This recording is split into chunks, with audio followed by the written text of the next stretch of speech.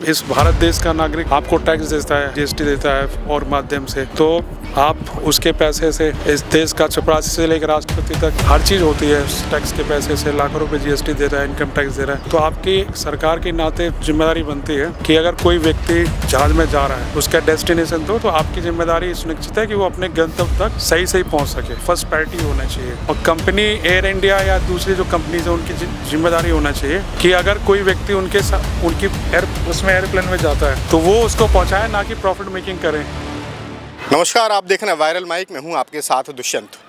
12 जून को अहमदाबाद में जो विमान दुर्घटना हुई उसमें अभी तक 275 लोगों की मौत हो चुकी है, जिनमें 241 विमान में बैठे हुए यात्री, एयर होस्टेस और क्रू मेंबर शामिल थे और इसके इतर MBBS डॉक्टर और उस रिहायशी इलाके में रहने वाले लोग हैं।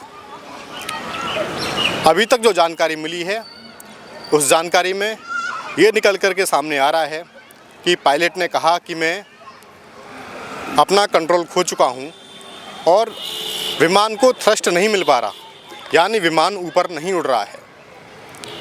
पहले भी हम कई बार देख चुके हैं कि एयर इंडिया सहित तमाम अन्य जो कंपनियां हैं उनमें कई बार लोगों ने शिकायत की हैं कि कभी इसके टॉयलेट जाम हो जाते हैं, कभी सीटें ख़राब हैं, कभी डिस्प्ले काम नहीं कर रही, कभी AC काम नहीं कर रहा।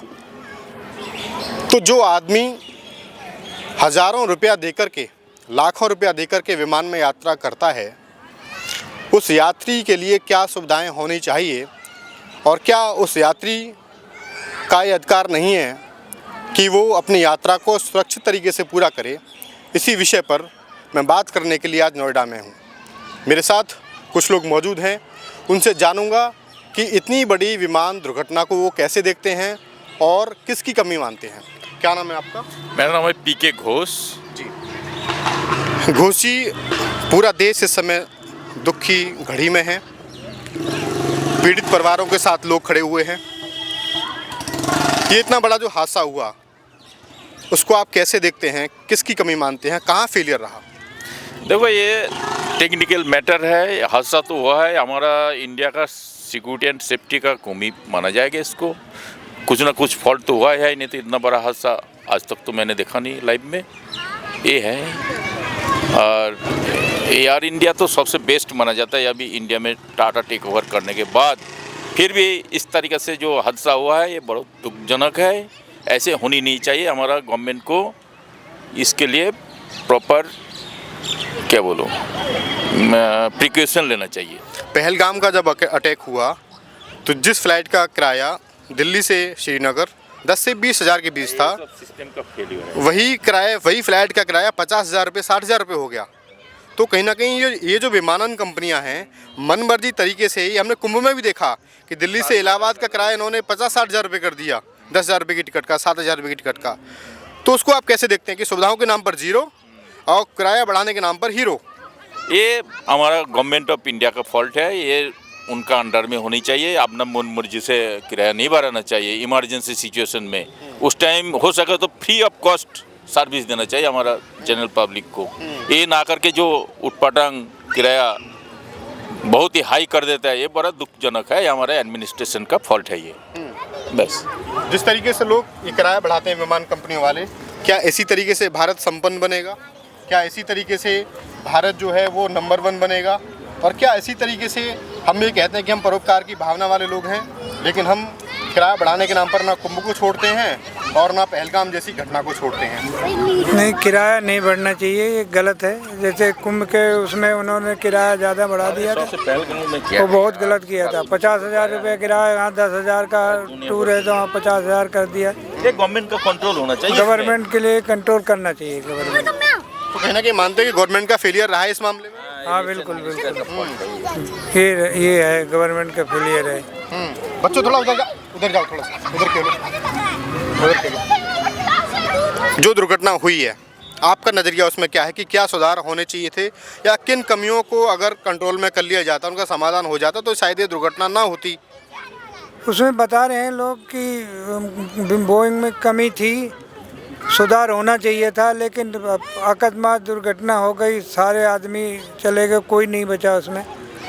पायलट तो पहले ही कूद जाता, लेकिन कोई बचने को उम्मीद ही नहीं था किसी का। एक आदमी बचा केवल, और कोई बच नहीं सका उसमें। बहुत दुखद दुर्घटना हुई है। आगे से ऐसी घटनाएं ना हो, सरकार को क्या कहना चाहिए? सरकार को सिक्योरिटी की चेकिंग करनी चाहिए। हर बोइंग की जो भी जहाज हैं, जो भी कंपनियां हैं, उनकी मरम्मत ज़्यादा से ज़्यादा अच्छे से अच्छे ढंग से होनी चाहिए। लापरवाही बिल्कुल नहीं होनी चाहिए। हम ये देख रहे हैं कि सरकार ये कहती है कि सरकार का काम व्यापार करना नहीं है, और सरकार ने इसीलिए टाटा के हाथों जो है वो इसको बेच दिया, अपनी एयरलाइन। अमूमन देखा जाता है कि जो कॉर्पोरेट्स घराने होते हैं, कॉर्पोरेट्स कंपनियां होती हैं, उनका मकसद सिर्फ़ और सिर्फ व्यापार करना होता है। अगर 10 रुपये की कहीं पे मेंटेनेंस पे लागत लगनी है तो वो कोशिश करते हैं कि 2 रुपये में, 4 रुपये में अपना काम चला लें। इसको आप कैसे देखते हैं कि मेंटेनेंस पे जितना खर्चा आना चाहिए उतने खर्चे को वो नहीं करते, और अगर कोई गाइडलाइन DGCA द्वारा दी जाती है या किसी एजेंसी द्वारा दी जाती है उसको पूरा नहीं करते और अपनी चीज़ों को बचाते हैं? कैसे देखते हैं इसको, नागरिकों की जान के बल पर? वो करना चाहिए गवर्नमेंट को, देखभाल के तो करना ही चाहिए। जो आदमी शिकायत करता है उस पर एक्शन लेना चाहिए। किस वजह से शिकायत कर रहा, क्यों, क्या कमी है इसमें, ये तो सरकार को करना चाहिए, बहुत ज़रूरी है। तत्काल अगर उन शिकायतों पर कार्रवाई हो जाए तो क्या पता बहुत बड़ी दुर्घटनाएं बच जाएंगी। हाँ, आप क्या कहना चाहेंगे? सरकार को क्या एडवाइस देना चाहेंगे आप कि आगे से घटनाएं ना हो, और जो तमाम मेंटेनेंस या तमाम अन्य तरह की समस्याएं होती हैं? एडवाइस यही दूंगा, जो सरकार को मतलब तुरंत एक्शन लेना चाहिए। और जो प्राइवेट एयरलाइंस जो है, ज़्यादातर सारी तो प्राइवेट हो गया आजकल, तो उसके कोई SOP ऐसे बनाए जिसमें हमारा मिनिमम मतलब फॉल्ट हो, है ना, इसमें तुरंत एक्शन लेना चाहिए। और विशेष करके सिक्योरिटी एंड सेफ्टी में बहुत ध्यान देना चाहिए। उसमें कोई मतलब कंसीडर नहीं होनी चाहिए। हाँ, 100, 200, 250 लोगों की जान चली जाए, हाँ, कोई कंसीडर नहीं करना चाहिए। चेते उसके बाद नहीं, और जान चले जाना तो बहुत बुरी बात है। उससे पहले प्रिकॉशन लेना चाहिए, जैसे जान ना जाए आगे। इन फ्यूचर में हमें बहुत ध्यान देना चाहिए। भैया, कि हमारे देश का दुर्भाग्य यही है कि जब बड़ी बड़ी दुर्घटनाएं घटित हो जाती हैं उसके बाद सरकार के कान पर जू रहे हैं। हमारा देश में ऐसे ही होता है, जब एक्सीडेंट हो जाता है उसके बाद हम जग जाते हैं, उससे पहले सोते हैं सब। आप सरकार को सलाह क्या देना चाहेंगे इस विमान घटना के बाद? सरकार को यही बोलना चाहेंगे कि भैया, इस भारत देश का नागरिक, ठीक है, आपको टैक्स देता है, GST देता है और माध्यम से, तो आप उसके पैसे से इस देश का चपरासी से लेकर राष्ट्रपति तक, ठीक है, हर चीज़ होती है उस टैक्स के पैसे से। लाखों रुपए GST दे रहा है, इनकम टैक्स दे रहा है। तो आपकी सरकार के नाते जिम्मेदारी बनती है कि अगर कोई व्यक्ति जहाज में जा रहा है, उसका डेस्टिनेशन तो आपकी जिम्मेदारी सुनिश्चित है कि वो अपने गंतव्य तक सही सही पहुंच सके। तो आपकी जानकारी, आपकी फर्स्ट प्रायोरिटी होना चाहिए। और कंपनी एयर इंडिया या दूसरी जो कंपनीज है उनकी जिम्मेदारी होना चाहिए कि अगर कोई व्यक्ति उनकी उसमें एयरप्लेन में जाता है तो वो उसको पहुंचाए, ना कि प्रॉफिट मेकिंग करें। क्या नाम है आपका? मैं तो कुछ जानता हूँ। मन में क्या चल रहा है ये बताओ? ये जो दुर्घटना हुई उसके बाद मन में क्या चल रहा है? मन में यही है कि दुख हो रहा है, ऐसा नहीं होना चाहिए। अगर ऐसी दुर्घटनाएं होती रहेंगी तो कैसे भारत समृद्ध बनेगा, कैसे भारत विकसित बनेगा, कैसे जो विमानन कंपनियां हैं वो अपनी प्रतिष्ठा को धूमिल करने से होने से बचा पाएंगी?